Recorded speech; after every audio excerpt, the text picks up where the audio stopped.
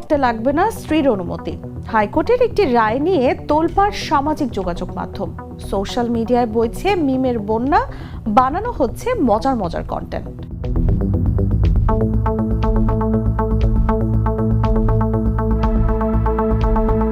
কিন্তু অনেকের কাছে স্পষ্ট নয়, বিয়ে বহাল থাকা অবস্থায় অর্থাৎ স্ত্রী থাকা অবস্থায় আরেকটি বিয়ের ক্ষেত্রে কার অনুমতি নিতে হয়।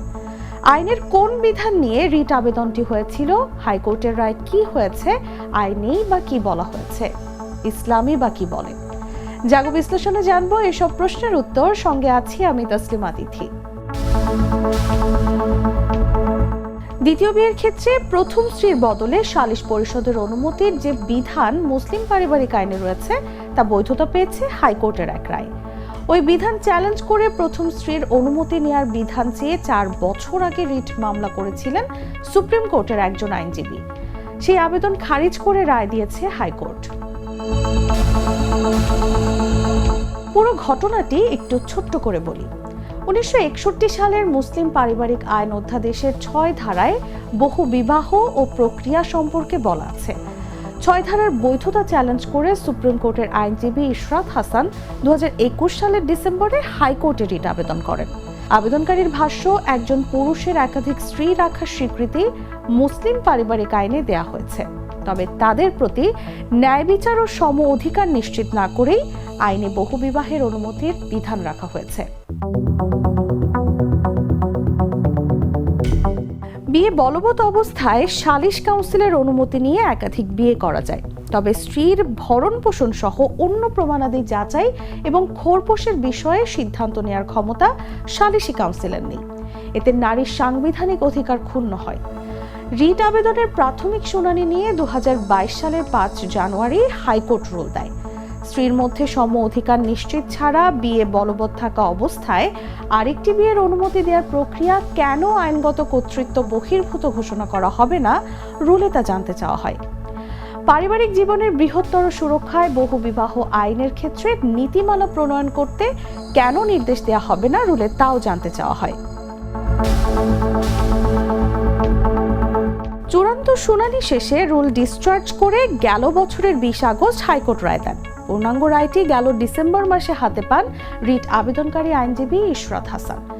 মুসলিম পারিবারিক আইন অধ্যাদেশের 6 অধীন আরেকটি বিয়ের অনুমতির প্রক্রিয়া কোনোভাবেই বৈষম্যমূলক কিংবা স্বেচ্ছাচারী নয় বলে হাইকোর্টের রায়ে আসে। রায়ে বলা হয়, আইনটি পুরুষ ও নারী কোনো পক্ষের অধিকার খর্ব করে না বা কেড়ে নেয় না।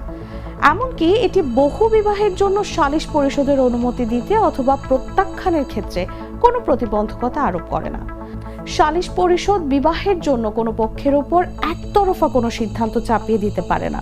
এজন্য রুল সমর্থন করে উত্থাপিত যুক্তির সারবত্তা না থাকায় রুল ডিসচার্জ করা হয়।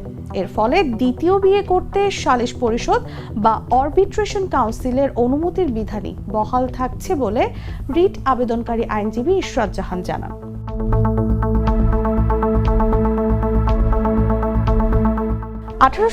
সালের দণ্ডবিধির 494 ধারায় বলা ছিল, স্ত্রী বা স্বামীর অনুমতি ছাড়া দ্বিতীয় বিয়ে করলে 7 বছর পর্যন্ত কারাদণ্ড ও জরিমানা হবে। পরে 1961 সালে মুসলিম পারিবারিক আইন অধ্যাদেশ আকারে জারি করা হয়। সেখানে বহুবিবাহের ক্ষেত্রে বিধিনিষেধ স্পষ্ট করা হয়। এ ধারায় বলা হয়, কোনো ব্যক্তির একটি বিয়ে বলবৎ থাকা অবস্থায় সালিশ পরিষদের পূর্বানুমতি ছাড়া পুনরায় বিয়ে করতে পারবেন না এবং এরকম অনুমতি ছাড়া কোনো বিয়ে সম্পন্ন হলে তার রেজিস্ট্রি করা যাবে না। এক বা একাধিক স্ত্রী থাকা অবস্থায় আরও বিয়ে করতে হলে সালিশ পরিষদের অনুমতি নিতে হবে। সেজন্য নির্ধারিত ফি দিয়ে নির্ধারিত পদ্ধতিতে চেয়ারম্যানের কাছে আবেদন করতে হবে এবং আবেদনপত্রে প্রস্তাবিত বিয়ের কারণ, প্রয়োজনীয়তা এবং বিয়ের বর্তমান স্ত্রী বা স্ত্রীদের সম্মতি আছে কিনা তা লিখতে হবে। আবেদনপত্র পাওয়ার পর চেয়ারম্যান আবেদনকারী এবং তার বর্তমান স্ত্রী বা স্ত্রীদের তাদের নিজ নিজ প্রতিনিধি মনোনয়ন করতে বলবেন এবং এই সালিশ পরিষদ যদি মনে করে যে প্রস্তাবিত বিয়েটি প্রয়োজন এবং ন্যায়সঙ্গত, তাহলে এবং কোনো শর্ত থাকলে তা সাপেক্ষে পরবর্তী বিয়ের অনুমতি দিতে পারবে।